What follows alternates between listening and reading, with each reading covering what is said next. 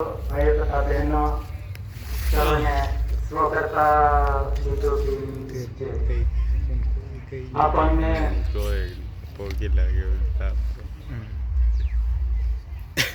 Government of Bharat સરકાર વિશ્વ શાંતિ સ્નેહ મિલન સંમેલનમાં આજે બીજો દિવસ ચાલી રહ્યો છે ત્યારે આપણને આ પાંદડી ગામે માવફળિયા જિલ્લા દાહોદ તાલુકા ગરબાડા નીચે પવનભૂમિ પર આપણને એકત્ર કરી આપનાર એવા પૂજ્ય દાદા દિવ્ય વંદનીય જગ વંદનીય महाविभूति महापुरुष एसी कुंवर केसरी सिंह दादा ने याद करता विवेक અને વિનય કરીએ સ્વકર્તા હિતો की जय। દાદાના ઘર કુટુંબ પરિવાર પ્રેઝન્ટ ટુ પ્રેઝન્ટ વેલી વારસ આપણા મુખ દર્શનમાં અહીં મોજૂદ છે એમને પણ આપણે વિવેક કરી લઈએ સ્વકર્તા હિતો की जय। તેમજ ગવર્મેન્ટ ઓફ ભારત સરકારની રેસોલ્યુશન ફોર કન્સિલેશન કમિટી આપણા મુખદર્શનમાં છે એમને પણ આપણે વિવેક છે સ્વકર્તા હિતો की जय। તેમજ જ્યોત જ્યોતિ પ્રદેશ સમાજ કોઈ જોવાને વાસ્તે જાણવાને વાસ્તે કોઈ ધાર્મિક પક્ષપાતી સીઆઈડી રિપોર્ટર અહીં કોઈ પધાર્યા એ સર્વેના હાર્દિક સ્વકર્તા હિતો की जय। વડીલો આપણને આ સૃષ્ટિ પર આ બ્રહ્માંડની સૃષ્ટિ પર રચનાની રચનામાં આદિ અનાદિકાળનો હેવિંગ નો બિગનિંગ અનાજકાળ પૂર્વથી જે ચાલતો રોલિંગ અમલ અમલી રોલિંગ ચાલી રહ્યો અને ચાલતો રહ્યો આ ધરતી પર આપણા વિશ્વ જગતની અંદર આદિ અનાદિકાળ થી જે ભૂલો પડેલો આદિમ જાતિ આદિવાસી યાને ડુંગર પહાડે ખાડા ખબોચિયામાં કઈ ભટકાઈ રહેલો આદિમ જાતિ આદિવાસીઓ આ ધરતી પર દાદાએ વિશ્વના ખૂણા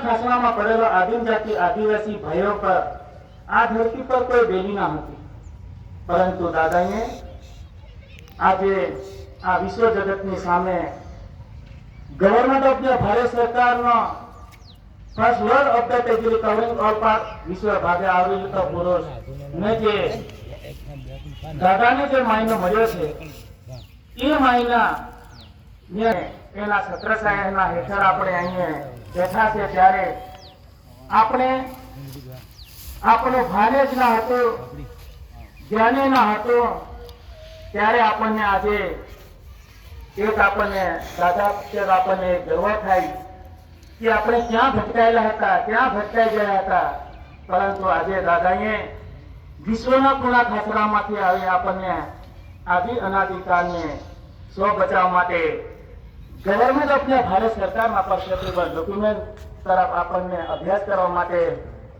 જાણ ખ્યાલ અને ભાન હોવો જોઈએ ત્યારે આપણને આ જગતની અંદર જે આજે સરકારો કેવડાવે છે અમારે પરમ દેશની વાત કહી કે સરકાર સરકાર સરકાર સરકાર શું છે અને સરકાર કોને કહીએ સરકાર આંખ બાંધ ખાતાના ડિપાર્ટમેન્ટ બધાએ સરકાર કહે છે સરકાર કોણ છે સરકાર પણ હુકુમતની સત્તાના દસ્તાવેજી પુરાવા શું છે એ પણ જોવા જોઈએ અને આજે આપણને કોઈ પણ સરકાર કેવડાવે છે તે સરકાર પણ જે દસ્તાવેજી દર્શની દસ્તાવેજી પુરાવા સાથે એનું બંધારણ શું છે, એનો રૂલ્સ શું છે એ જાણવું જોઈએ. છતાં જાણવું નહીં અને આપણને તમે એમ તો આ પુરાણું છે, પુરાણી ચીજ લઈને દોડતા ફરો છો એમ કે છે. તમારી અંદર ઓથોરિટી છે, પાવર છે, શા માટે છુપાવો છો? કેમ છુપાવી રહ્યા છો?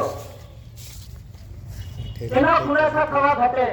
ચાહે રાજ્ય સરકાર, ચાહે કેન્દ્ર સરકાર, કોઈ બી પાર્ટી હોય, પણ આના ખુલાસા થવા ઘટે. આ બંધારણ જાણવું નથી, સમજવું નથી, અને આ તો પૂરું થઈ ગયું, એનું પુરાણું છે.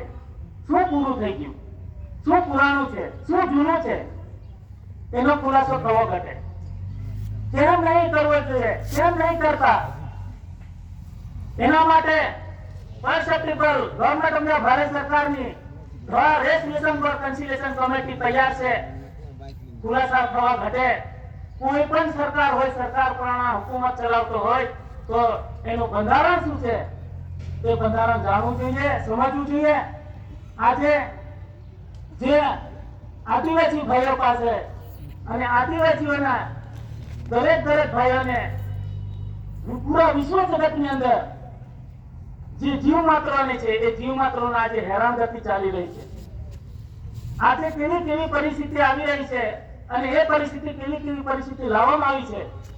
આજે આ બેઠેલો સમાજ, બેઠેલા ખેડૂત ની પાસે આજે કઈ જ રહ્યું જ નથી. શું છે આપણી પાસે?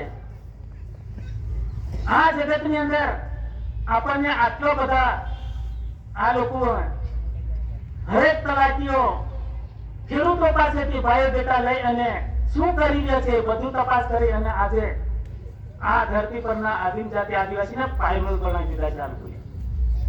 કઈ જ રહ્યું નથી. માટે આપણે હર કોઈ સમાજ, હર કોઈ જે આદિવાસી ભાઈઓ સોચો સમજો કે આગળ શું આવી રહ્યું છે. આપણી પાસે બોલવાનો તક નથી, બોલવા નહીં દે, આવી પરિસ્થિતિ લાવે છે આ લોકો.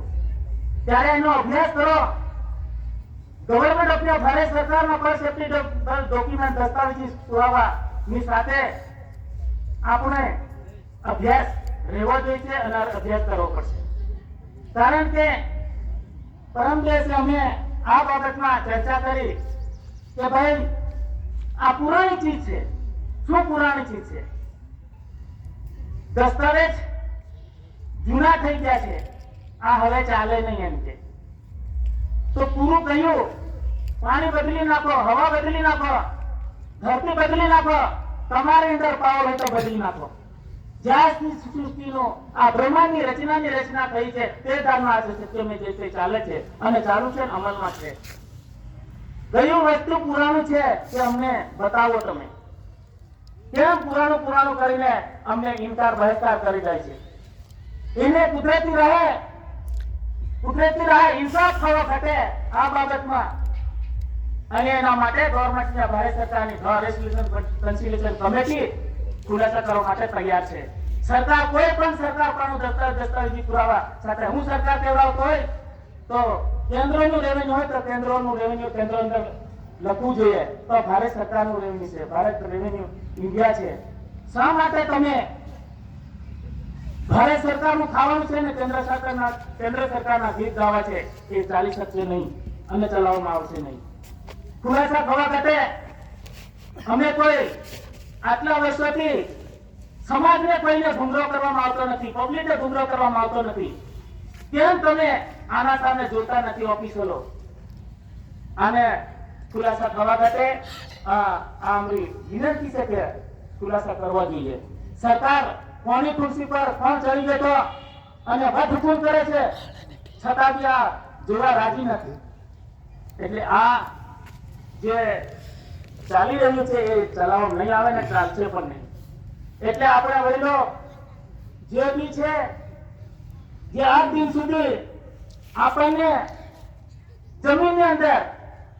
જમીનની અંદર આજે તમે ખાતેદાર છો, આપણા વાળા બી ખાતેદાર શું કરીને છાતી દુખતા છે. શું છે આપણી પાસે પુરાવો ખાતેદારનો? આપણને બધાને જેટલું હળ બુદ્ધિ છે એટલો કબજેદાર બનાવેલો છે, કોઈ ખાતેદાર નથી. અને આપણને હરેક બાબતની અંદર સોગંદ નીતિમાં ફસવેલા છે. સોગંદ નીતિમાં સોગંદ કરીને આપણને બધાને ફસવી મારેલા છે. આપણે બધા સોગંદમાં ગયા છે. અહીંનો મૂળ નીતિને મૂળ બીજને સોગંદ નીતિ કરવામાં આવતી નથી. આપણે બધાએ સોગંદ કરીને નામે કરાવી છે. તો વડીલો, આ પરિસ્થિતિ અઘરી આવતી છે. જરા છે તો સમજો કે મુસીબતનો પ્રશ્ન આવતો છે. આગળ બહુ મુસીબત આવતી છે. તો જ્યાં સુધી આપણે આ જે ભારત સરકારના જે ડોક્યુમેન્ટ દસ્તાવેજી પુરાવા સાથે આપણો અભ્યાસ અને સરકાર પ્રણાલી જે શું વાત છે તે આપણે જાણવી જોઈએ, સમજવું જોઈએ. એ સમજવું જ પડશે, ચાલશે નહીં.